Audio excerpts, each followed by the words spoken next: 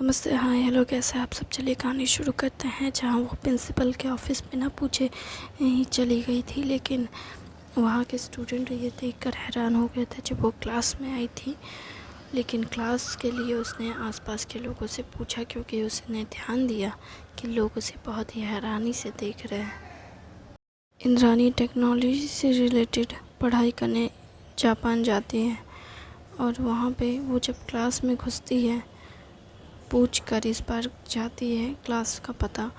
उसके बाद फिर जब वो क्लास में घुसती है तो सब लोग हैरान होकर उसे देखते हैं, क्योंकि वो सबसे कम उम्र की लड़की रहती है। जब वो क्लास में आती है तो सब लोग पहले तो कहते हैं कि ये कौन आई है, इसने कहाँ से पढ़ाई की है, ये हमारे देश की तो है नहीं। फिर इंद्रानी के पास एक लड़का जाता है और कहता है, हम यहाँ बहुत मेहनत से पढ़ने आए, तुम कहाँ से आई हो।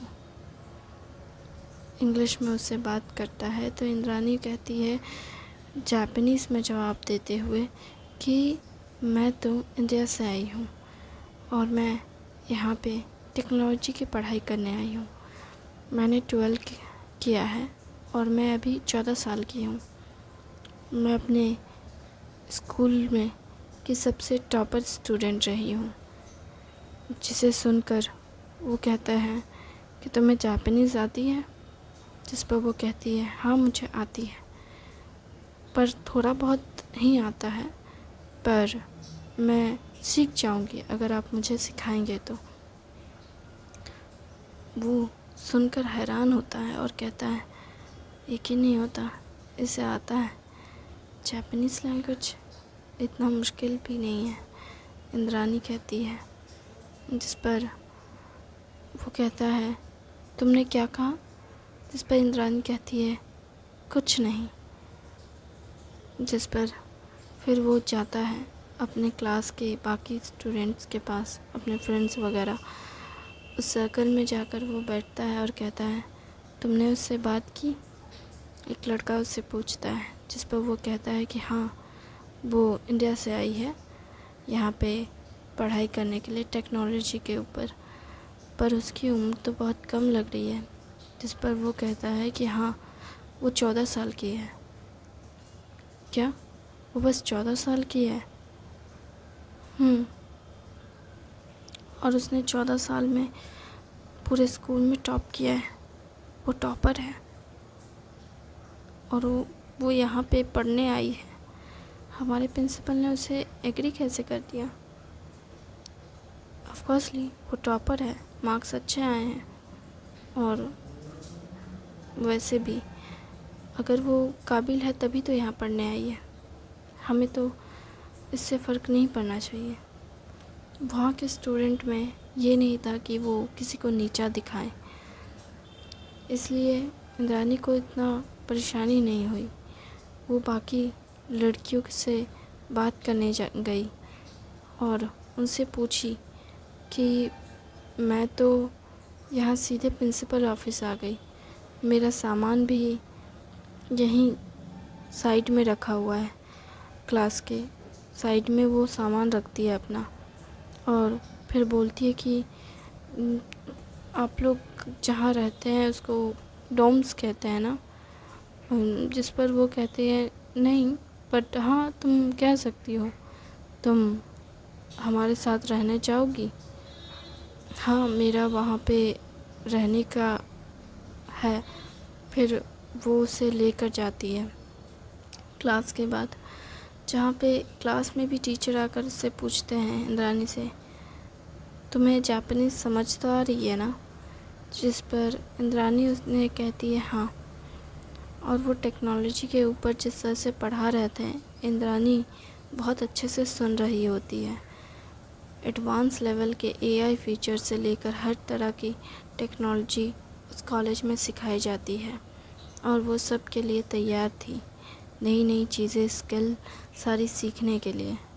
हालांकि वो ये सब से ज़्यादा कुछ और करना चाहती थी, लेकिन उसके पास कोई और ऑप्शन ना होने की वजह से उसे अपने देश को छोड़कर यहाँ आना पड़ा, वरना इंद्रानी कभी अपने देश को छोड़कर यहाँ नहीं आती। मन में यही सोच रही थी इंद्राणी। और फिर वो अपने क्लास में से ख़त्म करके अपने बाकी लड़कियों के साथ अपने रूम ढूंढने के लिए चली जाती है। इंद्राणी ऐसे प्रिटेंड कर रही है जैसे उसे कुछ नहीं पता, और वो बिल्कुल मासूम बच्ची की तरह रिएक्ट कर रही है। जहाँ पे वो लड़कियाँ जो 17-18 साल की थी, वो इंद्राणी से कहती है कि देखो, मैं तुम्हारी एल्डर सिस्टर हूँ, तुम्हें कोई भी प्रॉब्लम हो तो तुम हमें बताना ज़रूर। जिस पर इंद्राणी कहती है ओके, थैंक यू। जिस पर वहाँ पे जो गार्ड थी, फीमेल गार्ड थी, वो बताती है कि इसका रूम 2nd फ्लोर पे है। जिस पर वो 2nd फ्लोर पे जाती है, और जैसे ही वो अपने रूम में एंटर होती है, वहाँ पे एक अलग ही माहौल होता है। वो देखकर हैरान होती है कि यहाँ पे लड़कियाँ क्या कर रही है। किताबों की जगह वो लोग मेकअप कर रही थी, क्योंकि वो कॉलेज का पहला दिन था, तो वो सब बाहर घूमने वाली थी और पार्टी करना चाहती थी। हालांकि वहाँ पे एक और लड़की थी जो किताबें पढ़ने में व्यस्त थी। उसे इस सब में कोई दिलचस्पी नहीं था। अपने रूममेट को देखकर हैरान भी होती है और खुश भी होती है। जिस पर उसकी रूममेट एक तो उसके साथ ही आई थी, और वो उसे बताती है कि हम यहाँ पे 5 लड़कियाँ रहते हैं। 5 लड़कियाँ? हाँ, 2 बेड अप एंड डाउन है और एक बेड अप एंड डाउन है, लेकिन अभी एक और मेंबर आई नहीं है, वरना इस कमरे में 6 लड़कियाँ टोटल रहती है। जिस पर उधर से एक लड़की खिसक के आती है और कहती है क्या तुम मेरी बात कर रही हो? जिस पर सब कहते हैं हाँ हाँ तुम। जिस पर 2 लड़कियां मेकअप कर रही होती है। जो आई है खसक कर, वो भी बाहर बाथरूम से नहा मुंह धो कर आती है, और वो भी तैयार हो रही होती है। और इधर एक पढ़ाकू लड़की एक कॉर्नर में अपने बेड पे बैठकर किताबें पढ़ रही होती है। और वो सब मिलकर फिर इंद्राणी का स्वागत करते हैं, क्योंकि इंद्राणी ही है जो वहाँ पे सबसे बाहर से आई है। बाकी सब आई है जापान के अलग अलग ग्रामीण क्षेत्रों से, जो वहाँ पे पढ़ने के लिए आई है। जिस पर सभी इंद्राणी का स्वागत करते हैं और इंद्राणी को कहते हैं कि तुम्हें हिंदी आती है? जिस पर इंद्राणी पहले तो काफ़ी देर तक साइलेंट रहती है, उसके बाद फिर कहती है हाँ, मुझे हिंदी आती है। फिर वो हिंदी में कुछ शब्द कहती है, जैसे कहाँ गई थी, क्या खाई थी। इस तरह से वो लैंग्वेजेस सिखा रही होती है, जापानीज़ हिंदी मिला करके। और वो लोग भी इंद्राणी को सिखा रहे होते हैं हर भाषा को। तो वो सब बातें कर रहे होते हैं, घुल मिल रहे होते हैं एक दूसरे से। फिर नेक्स्ट डे होता है, रात के समय में भी वो लोग अच्छे से एक साथ जाते हैं खाना खाने के लिए, जहाँ पे 3 लड़कियां तो आते ही शाम के टाइम पे क्लबिंग के लिए निकल जाती है बाहर। जिस पर वो इंद्राणी को भी कहती है, तो इंद्राणी कहती है मुझे लाइब्रेरी कहाँ है, बता सकती हो? जिस पर वो लोग कहते हैं लाइब्रेरी तो रात के वक्त बंद रहती है, तुम दिन के टाइम पे जा सकती हो लाइब्रेरी। जिस पर वो कहती है ठीक है। जिस पर एक लड़की कहती है नहीं, लाइब्रेरी खुली रहती है दिन हो या रात, लेकिन बात यह है कि हम लोग अभी फ्रेशर है ना, तो हम लोगों को शायद ना मिले जगह जाने के लिए। बाकी सीनियर मतलब जितने हैं तो वो लोग तो पढ़ते ही होंगे। जिस पर जो पढ़ाकू लड़की थी वो कहती है हाँ, वो लोग पढ़ते हैं। जिस पर वो सभी कहते हैं कि तुम लोगों का नाम क्या क्या है? इंद्राणी काफ़ी देर बाद ये पूछती है खाने के टेबल पे रात के वक्त। जिस पर सभी कहती है, एक कहती है मेरा नाम, जो बहुत पढ़ाकू रहती है उसका नाम वो बताती है मेरा नाम यामी है। जिस पर वो कहती है ये यामी? हाँ यामी। तुम्हारा नाम? हाया। हाया, वाह। फिर वो सबका नाम पूछती है और सभी अपना अपना नाम इंट्रोड्यूस करवाते हैं। इंद्रानी बोलती है मेरा नाम इंद्रानी है, और जिस पर वो लोग कहते हैं इंद्रानी, इसका नाम का मतलब क्या है? जिस पर स्नेहा यानी इंद्रानी कहती है इस नाम का मतलब मेरे पिता ने मुझे बताया तो था। इंद्रानी मतलब, वैसे तो रानी का मतलब रानी होती है, क्वीन होती है, और इंद्र का मतलब हमारे देवता का नाम है इंद्र, और दोनों को मिलाकर इंद्रानी बनता है। मतलब ये क्या मतलब हुआ, दो अलग अलग शब्द। हाँ, मतलब मेरे पिता को ये नाम पसंद था तो उन्होंने रख दिया। मैं ज़्यादा कुछ सोचती नहीं हूँ इस बारे में। वैसे भी माँ बाप जो नाम रखते हैं बच्चों को उसे स्वीकार करना ही पड़ता है बड़े होने के बाद, क्योंकि आप बचपन में तो अपना नाम बदल नहीं सकते, क्योंकि आपको उतनी समझ नहीं होती है, और बड़े होने के बाद आपको उसी नाम के साथ पूरी दुनिया जानती है और आप उस नाम को बदल नहीं सकते। जिस पर वो कहती है, हाया कहती है, हाँ तुमने बिल्कुल सही कहा, मुझे ये नाम बिल्कुल नहीं पसंद। हाया, ये कैसा नाम हुआ? मुझे कोई और नाम चाहिए था, पर मेरे पापा ने कहा कि नहीं, बर्थ सर्टिफिकेट में आ गया है और सब जगह पे है, स्कूल में भी है, तो उन्होंने मना कर दिया और मुझसे कहा नाम नहीं चेंज होगा, और अगर नाम चेंज करवाना है तो बहुत प्रॉब्लम हो सकती है, बहुत ज़्यादा पापड़ बेलने पड़ेंगे लीगली। इसलिए उन्होंने नाम चेंज करने को लेकर के मुझे मना कर दिया। मैंने बोला ठीक है, नहीं नाम चेंज होता है तो ठीक है, नहीं करवाते हैं, वरना मुझे तो नाम चेंज करवाना था। हाया नाम मुझे बिल्कुल नहीं पसंद। अच्छा, वैसे यहाँ पे सब लोग ऐसे क्यों हैं? मतलब इतने सीरियस? ऐसा नहीं लगता कि वे हंसते बोलते भी हैं, ऐसा लगता है जैसे ये सीरियस में है। नहीं, ये सीरियस नहीं है, बस ये शांत है। ये अपनी ज़िंदगी को पीसफुल तरीके से जीना पसंद करते हैं। हम लोग सब, मतलब हमें शांति से जीना पसंद है। कोई फालतू की झगड़ा, मतलब तुम्हारे कंट्री में तो होता ही होगा, मैंने तो न्यूज़ में सुना है। जिस पर वो कहती है, हाँ हमारे देश में थोड़ा बहुत है ये सब, थोड़ा बहुत या बहुत ज़्यादा। हाँ है, मैं इस बात से इनकार तो नहीं करती, लेकिन ये शायद हमारे आसपास के लोगों के वजह से है, यानी कि दूसरी कंट्रीज़ की वजह से भी है। पर हम पूरी कोशिश करते हैं एक दूसरे से मिलजुल कर रहने की, और हमें ये अपने आप में खुशी होनी चाहिए कि हमारे देश में अलग अलग भाषाएं हैं, अलग अलग कल्चर्स हैं, अलग अलग फेस्टिवल्स हैं, और हमें बहुत अच्छा लगता है।